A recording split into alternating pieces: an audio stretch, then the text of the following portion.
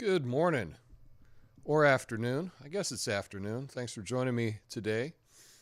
I got a really interesting topic to talk about, and I'm going to get to the news of the day. So I think that will be pretty good. But what's up, chat? If anyone's in the chat, say what's up. But for people to speak in the chat, there would have to be some people watching the show. So let's just see. We're live on Rumble. How about YouTube? Yeah, we seem to be live. So you know what? What's up, Big Daddy? Let's just do it, shall we? Let's just get into the topic of the day.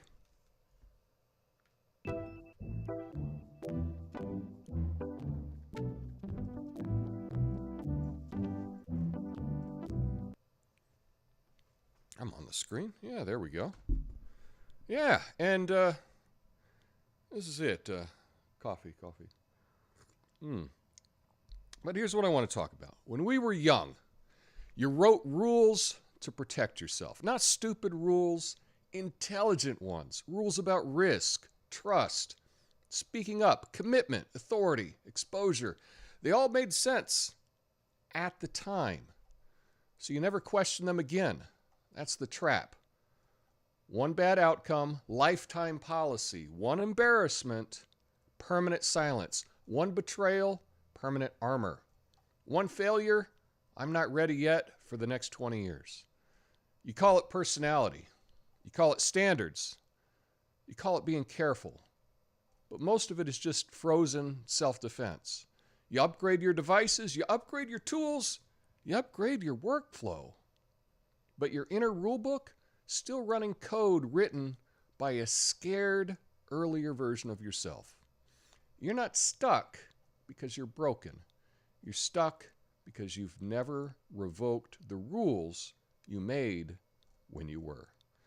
My name's Tom Coffey. This is the Coffee and Nuance Show, your favorite streaming show, live right now. Flame on.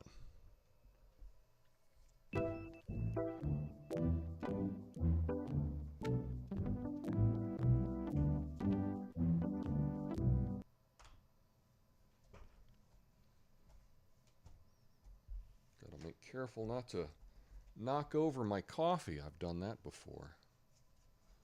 Get my speaker notes here. Here we are. So what I want to talk about today, this is a psychological blind spot, and it is totally not a moral failure, okay? And this is about smart people making sincere rules that go stale. So this isn't about bad habits. It's about an outdated internal policy. It's going to make sense in just a few, so hear me out, okay? I call it the frozen rule problem.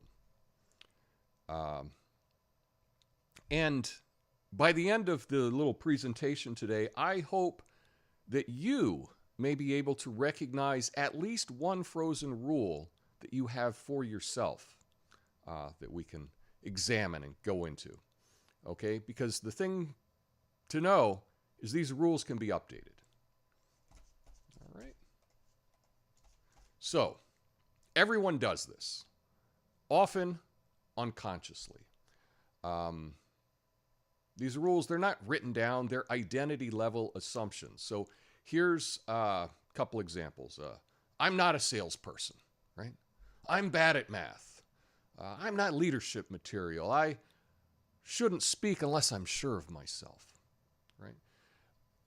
These, a lot of times, will just seem like personality traits, but they started out as a decision at one point.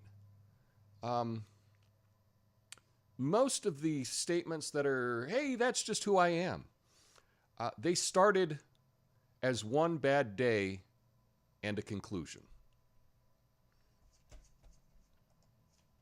So, often, these rules that we come up with, they might have had an emotional origin, right? They're a logical thing. The brain connects pain into its policy. Protection,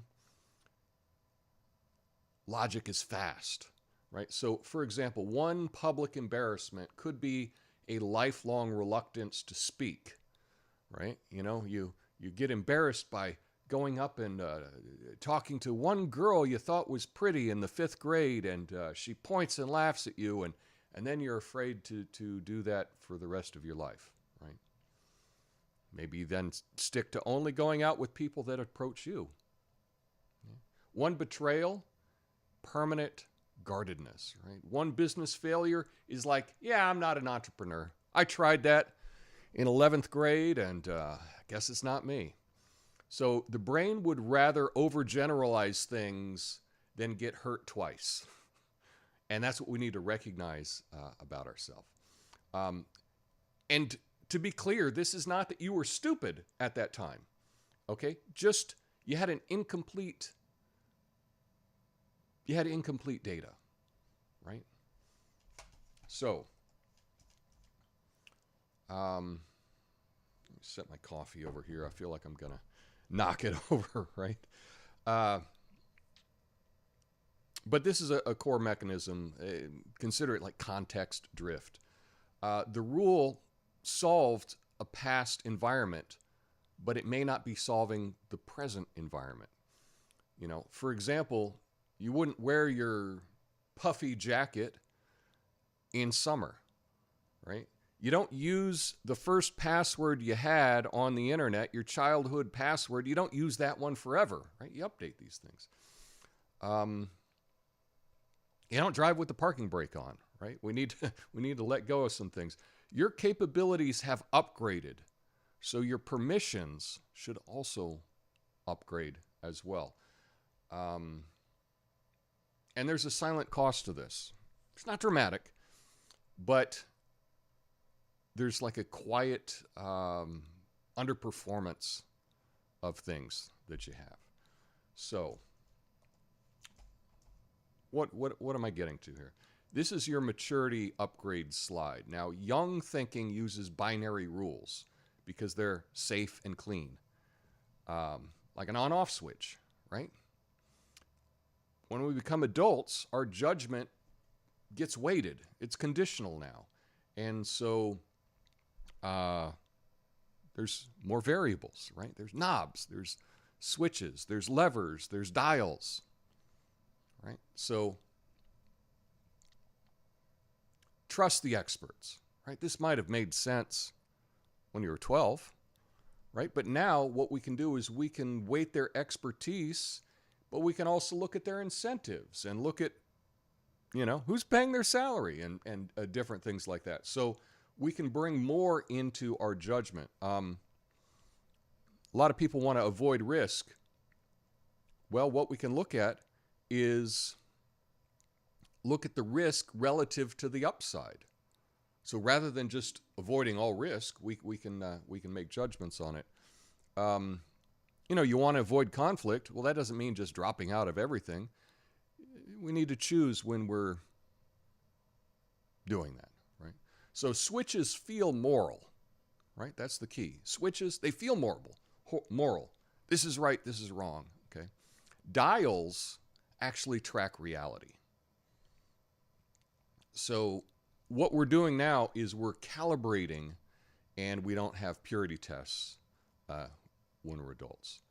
So this gets us to an audit we may have of ourselves. And I want you to just reflect on some things. Actually ask the question this week, right? Which rule have you never retested? And this could be something about money, something about relationships, maybe something about a career, authority, maybe about your own identity. Some of your limits are not facts. They're expired decisions you made when you were younger. Right? So that is the idea today. The frozen rule problem. I'll tell you how I came up with this. I was reflecting on some of the decisions that I've made in my life and about how I made a decision when I was young, and I just like stuck with that, right? I didn't upgrade my operating system. So one example of this that I've used recently in my own life, I guess a couple, but one of them was I was in ninth grade and I was in a gifted program, and I didn't like the other kids because at the time they were trying to show how smart they were by using big vocabulary words. And I thought that that was kind of cringe, I guess. And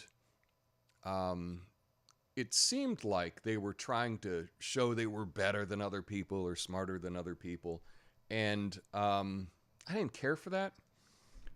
And so I made a decision at, 12 years old, that I was not going to use any words that would not be in USA Today. They told me, I heard that USA Today was at a 5th grade reading level. And so I said, well, most people are probably USA Today level people. So I will limit my vocabulary so I can pretend to be one of the normal people, but so that I can appear more average. And I will just use 5th grade vocabulary and not go beyond that. And that will make me not such a freak, not such an outlier, I guess. And I kept that programming for decades. And so I actively decided not to use big words. And after a while, that just became my identity. I don't use big words. That didn't help me out in life at all. And in hindsight, I'm judging these kids at 12, 13 years old, which is, when we're trying to figure things out, they were trying to figure things out, and they were just like, oh, we'll use big words. And, should have been a bit more compassionate to myself and to them at the time. But I came up with what I thought was a good rule for myself. Turns out in hindsight, it wasn't a very good rule. I'll give you one more example, and then you can think about this for yourself. I thought that I would not get married. I should never consider getting married until I got my shit together. And it seemed like a good idea at the time, right? Slagier, right? Seemed like a good idea at the time. It's an acronym I made up. The problem with this is it was kind of in reverse, because if I were to get engaged, I probably would then get my shit together, right? In fact, I've talked about this with guys I know that are married, and they were like, oh yeah, I totally didn't have it together until I got married, and then she kind of made me, right? And so that idea that I had as a young person turned out not to serve me very well, right? Because I pushed away really awesome people, really awesome girlfriends, because I thought it was unfair to get married because I felt like I wasn't, I didn't have everything together yet. And in hindsight, that was a big mistake. And so that got me thinking about this idea, and I've dubbed it the frozen rule problem, where we come up with a rule for ourselves, but we never revisit it. So we come up with the rule when we're young, we don't ever revisit it, and now we're living by the rules we made when we were 12. So that's the thing I want you to think about today, not just during the show, but throughout the rest of the day. Are there any rules you have for yourself that you haven't updated, that maybe aren't serving you? And maybe you can revisit them. So that's the main thing I wanted to share with you today. But now we can get into the news of the day, shall we? So let's do it.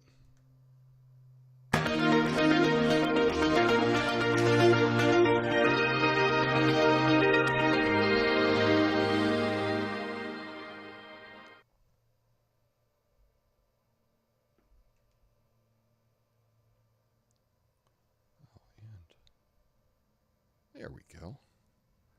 What's up, chat? Got,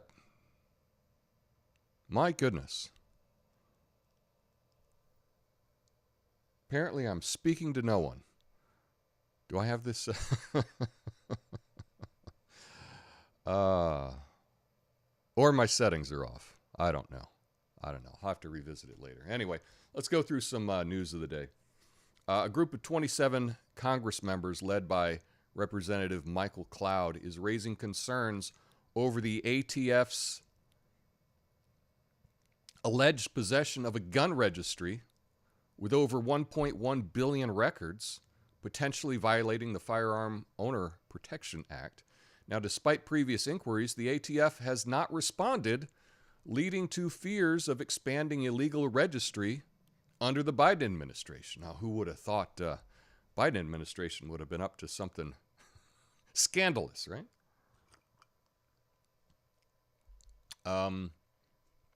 So what are the implications here? This is kind of a big deal, right?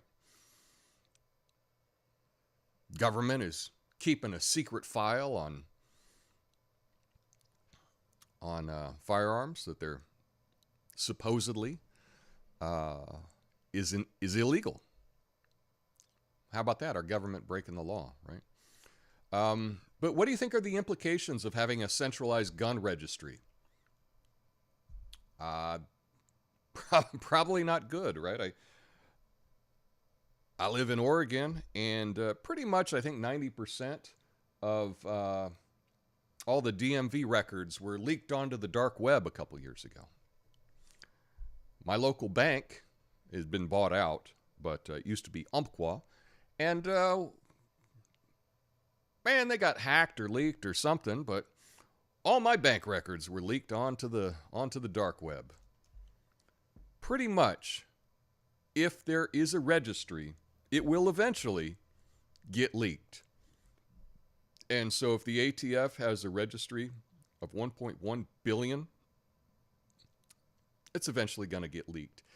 And probably not a good thing if criminals can look up and see who's got guns at their house. Right? Does that make anyone safer? I don't think so. So, yeah, hopefully Congress can look into this and quash it, but we know that's probably not going to happen, right? Probably not going to happen. What do we got next here? That's right, something from the Hill, which means we got a video unrelated. But that's just the Hill. So, despite Jeffries being on the screen there, that's not what this story is about. This story is about French President Emmanuel Macron has leveled serious accusations against the Trump administration, claiming he sought the dismemberment of the European Union in a recent interview. And what I will say to that is, yay! If that's true, that brings me joy, right? But you could say that Macron having these accusations probably reflect a broader tension between the EU and the United States.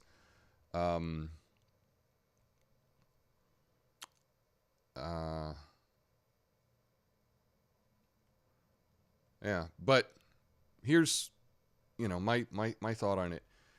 His rhetoric, it's not just about Trump. It's about I see it as like a play to unify Europe, to rally EU nations to have a shared vision, which was just going to escalate tensions across the Atlantic. And it's something to pay attention to, because this is going to kind of redefine European sovereignty. What's going to happen? Don't know. Is it true? Still don't know. If it is, it's pretty awesome. Because I don't know. What has the EU done for you lately? Yeah, well, speaking of France, French MPs. Here we go. Now I had to get this. This is actually the European Conservative. This story is not getting a whole lot of press worldwide. And then you have to wonder, why is that the case? But in this article that I found, French MPs are debating a proposal to grant voting rights to non-EU citizens in municipal elections. What? What? Do you think it's the right or the left that's pushing that? Surprise, it's the left is pushing this, and they're saying that they want to increase democratic participation.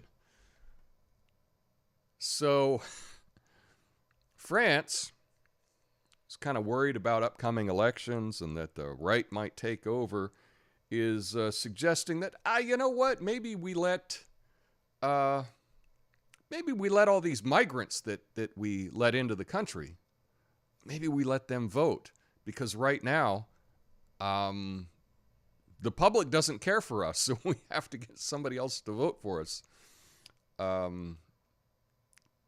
It's crazy to think that somehow allowing non-citizens to vote somehow increases the democracy. I don't think so at all. I think that's democracy going in the wrong direction. It seems like a desperate attempt to secure upcoming elections. So if France grants voting rights to non-EU citizens, it's going to totally redefine citizenship. From a privilege to now it's going to be like a bargaining chip. So, you know, instead of merely debating inclusivity, they're essentially integrating immigration into the voting. And I think that's kind of the opposite of democracy, right? Democracy should be for the people that are actually citizens of the country, right? Because if that were the case, right, if we could just do that, if all countries were like that, right, you could just move in people to different areas of the country. Just think about that. If you were allowed to vote in a different state than you lived, right? Let's say Oregon had some crazy rule that anybody could vote that was here for 30 days, right? Then somebody rich could set something up, right? Say you wanted to be the mayor of Portland and you had a lot of money. You could then hire people to come into Portland for 30 days, right? Enough people to win the election. This isn't democracy. This is absolutely a bad idea. And shockingly, it's coming from the left again. But, you know, what else do you expect? What else we got here?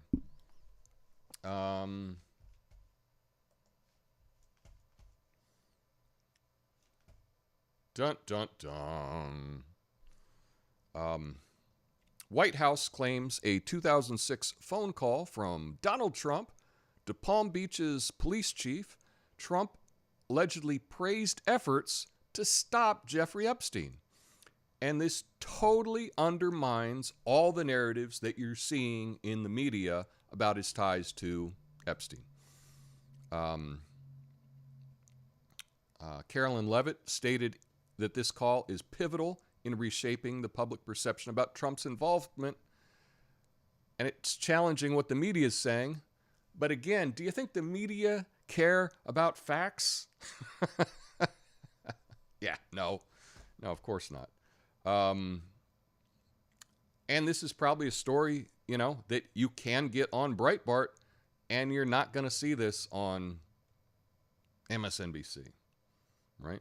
So it may have turned out, and this is a theory that I had for a while, that Trump was actually, and I think this hasn't come out yet, but I believe that Trump was an asset against Epstein. That's my speculation. We'll have to see if that's true. What do you think? What do you think? You think the Don was turning in Epstein for being a super creep? It's kind of what it looks like. Okay. Next up. Hey, Judah. Judah, Big Daddy, nice to see you in the chat. Glad you're here. Very cool. But what is our next? Oh no, Kurt Cobain. Now this is news that I got from RT. You're not going to see RT in a lot of feeds, but independent experts have challenged the '94 suicide ruling after reviewing autopsy and crime scene evidence. Uh-oh. This is kind of crazy. So a new forensic investigation claims that Kurt Cobain, iconic singer of the 90s and the band Nirvana, was murdered rather than dying by suicide as widely believed. This probe raises questions about the circumstances surrounding his death in '94. It's challenging long-held narratives, bringing up a lot of debate. So,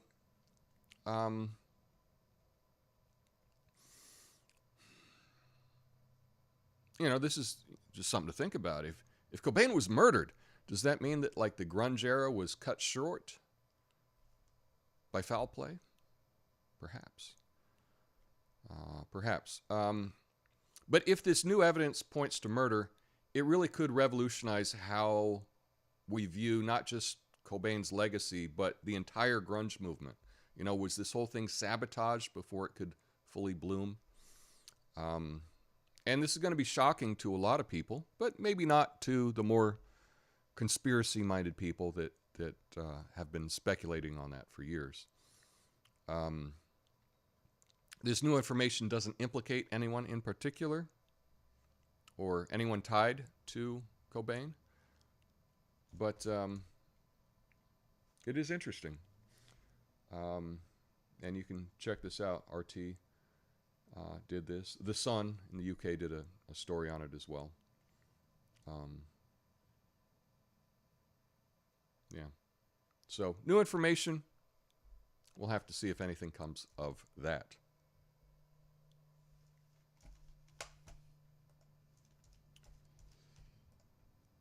Now, this is what I voted for. The Trump administration is set to announce the repeal of the 2009 Obama-era greenhouse gas endangerment finding, which they've used as the underpinning for federal climate regulation. EPA head Lee Zeldin claims this will be the largest act of deregulation in U.S. history. I'm all for deregulation, generally speaking, right? And this is going to really be a boom for energy, right?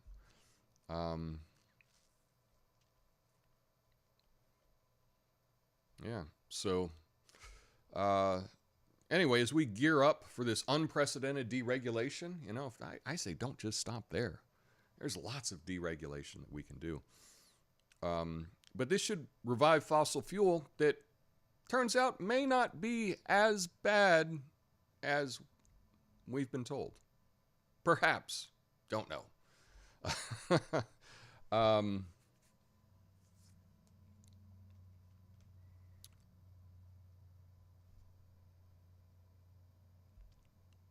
Anyway, if there are green advocates, probably they need to be making a stronger case to persuade people that they were right all along. Yeah. Anyway, this next story. This is interesting. Interesting stuff here. The FBI confirms vote counting irregularities in the Georgia 2020 election. Following a search warrant executed in Fulton County. Dun, dun, dun, dun.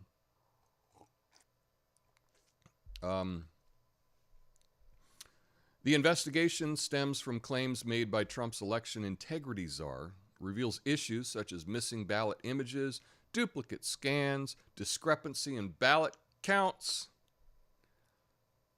And while some allegations have been disproven, others raise questions about potential intentional violations of federal law. Dun, dun, dun, dun.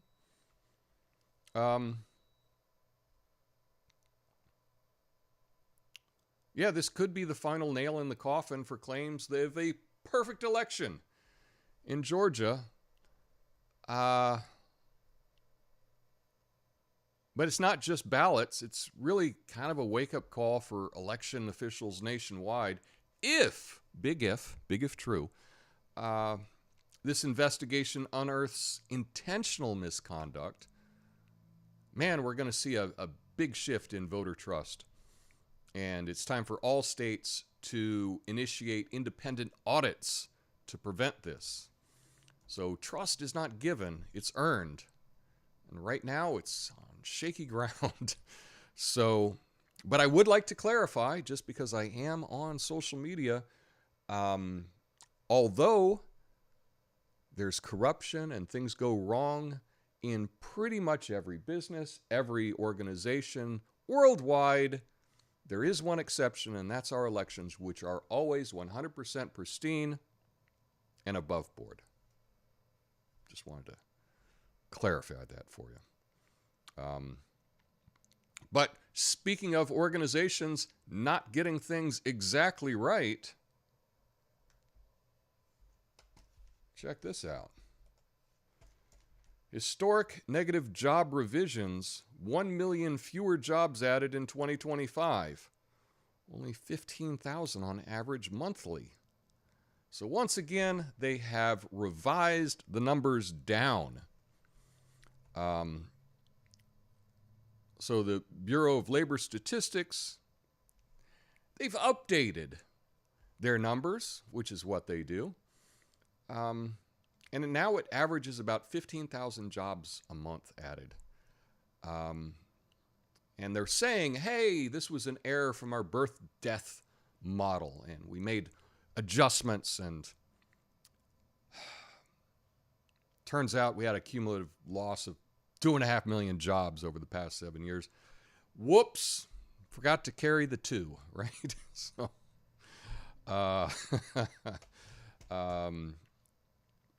but this is typical, right? When someone is in power, when a party is in power, and they're in charge of the statistics, they don't exactly line up with reality. The right does this, the left does this, and we're looking back that once again, this is trying to correct mistakes from the past. So with 1 million jobs mysteriously vanished, the real crisis isn't underemployment, it's confidence, right? How are you supposed to make these vital decisions on economic policy, right, if the numbers you get are just totally wrong, right? You can't. You put garbage in, garbage out. Essentially, we're on the brink of a jobless recovery. 15,000 jobs nationwide a month. That's pretty much a jobless recovery. And we need an actual solution for this, and not just, me bloviating and complaining about what the administration is doing and fixing the numbers after the fact. Nothing's going to change. This is what they all do. But it is what it is. It is what it is. What do we have next? Oh, my goodness. Speaking of great economic news, and by great, I meant totally not great. In the first 4 months of fiscal year 2026, the U.S. government borrowed $43.5 billion each week. So that's a total deficit right now of $696 billion with a B. The Congressional Budget Office reports this borrowing is driven by rising interest rates and increased spending, blah, blah, blah, blah, blah, right? The U.S. government has racked up $43.5 billion in weekly borrowing. It's time for some intervention, right? It's time to think less credit card, more financial fitness program. What can we do to get our finances in shape? Why not propose is it possible we could do anything bipartisan? Like debt reduction task force or something so that we can concentrate on this? No. And I think the only thing that's like more alarming that's how much of a deficit they're running every week is the fact that absolutely nobody's talking about it, right? There's no real conversation about this. If you think $43.5 billion a week in the hole is okay, you think that's sustainable? Yeah, it's absolutely not sustainable at all. But I can't leave you without some good news. So let's get to the good news.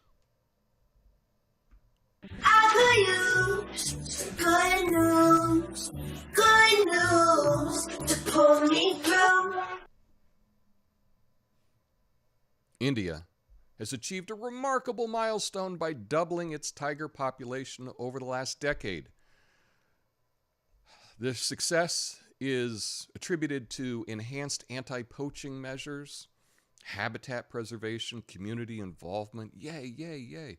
As the world's tiger population faces threats, India's achievement shines a light on effective conservation strategies. So that's pretty awesome. I had to go to the Good News Network because I was not seeing any good news on CNN or on any other source.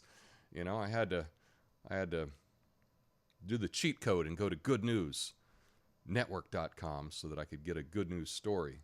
We need some more good news in the mainstream press, don't you think?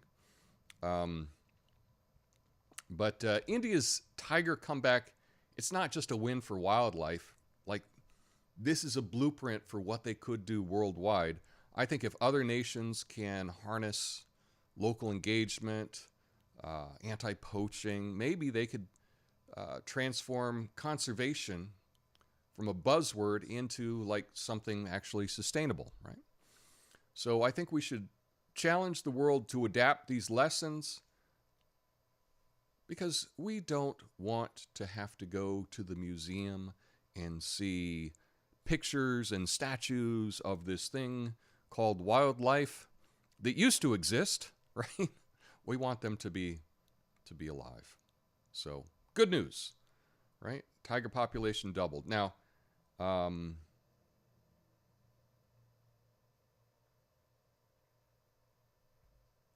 yeah.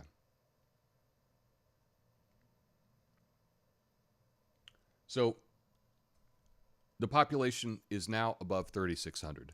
And I wanted to mention that because anytime you hear something in the news about something doubling, is it, well, there was 10 and now there's 20, So it's good to actually have a raw number anytime you hear a percentage as well. You got to hear both to really know what's going on. But anyway, that's the good news that I have for the day. Stick around. I will go through your comments and say hello in the after show. But thanks for joining me today. And yeah, think about any rules you made for yourself long ago that are not serving you, because you can update them. So if you have any for me, let me know in the comments. Anyway, I will be back on Friday. So I hope to see you then. Peace.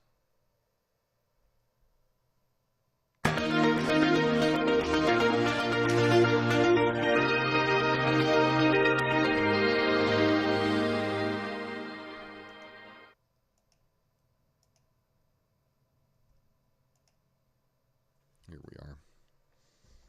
Boom. All right. So what is up? We got a couple people here today. Not many, but that's all right. I have people commenting, but for whatever reason, it says that absolutely no one is here. So I think something is wrong with my setup. Big Daddy's making coffee. Nice.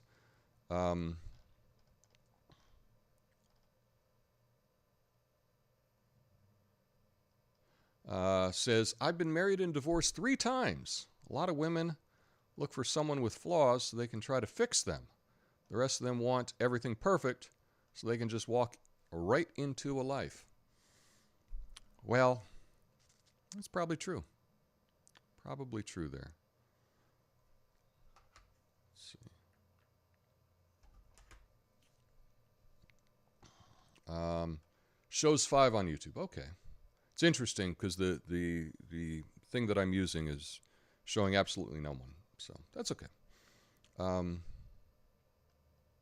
What did they think of registry was you're registered, they got your name, they know who you are, where you live, what gun you got. You got no right where to go if they decide to pick them up. Yeah, pretty much. Yeah, government breaking the law. Imagine that. Judah says a mobile mob could go from city to city swinging every election because they wouldn't have to be registered in one city because they wouldn't have to be citizens. Brilliant, brilliant plan. I agree. I agree. It's the advent of voter mercenaries. I like that that idea. That's a pretty clever name there. Voter mercenaries. Yeah. Kurt, go bang. That's pretty bad. Pretty bad joke there. Those people in Fulton County must have been there for the 30 days to vote. Okay. Yeah, 15,000 a month, new jobs. That's like saying 0 with 360 million people. Yeah, it's a rounding error. 15,000 is a rounding error. So, yeah, might as well be 0. I mean, I'm happy for the 15,000 people that found a job. Don't get me wrong. I'm happy for you. It ain't many of you. Why are we borrowing money to send to Israel? Yeah, you can't ask that question, and that will get you deemed a, anti-Semite or something. So don't ask that question, because there's no answer for that. That's what we've learned. Meanwhile, a country saddled in debt giving you a credit score. True.